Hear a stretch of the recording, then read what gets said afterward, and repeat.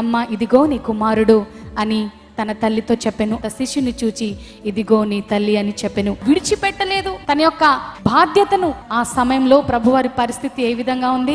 ఆయన ఒకరిని ఆదుకునే స్థితిలో ఉన్నాడా?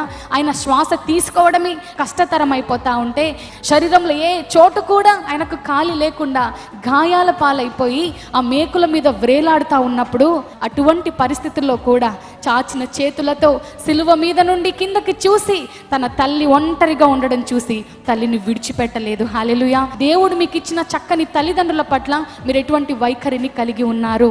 ఒక కుమారుని బాధ్యతను కలిగి ఉన్నాడు యేసు ప్రభువారు. కుటుంబంలో పెద్దవాడిగా తండ్రి యొక్క భారాన్ని పెద్ద కుమారుడిగా తన భుజం మీద వేసుకున్నాడు. తన బాధ్యతను నిర్వర్తించి తన ప్రాణాన్ని విడిచిపెట్టినట్లుగా మనం చూస్తున్నాం. మరి నీ మీద పెట్టిన బాధ్యతను నిర్వర్తిస్తున్నావా? ఈ రోజున నీ యొక్క తల్లిని తండ్రిని మరి ప్రభువు ఇచ్చాడు, వారిని నువ్వే విధంగా చూసుకుంటున్నావు?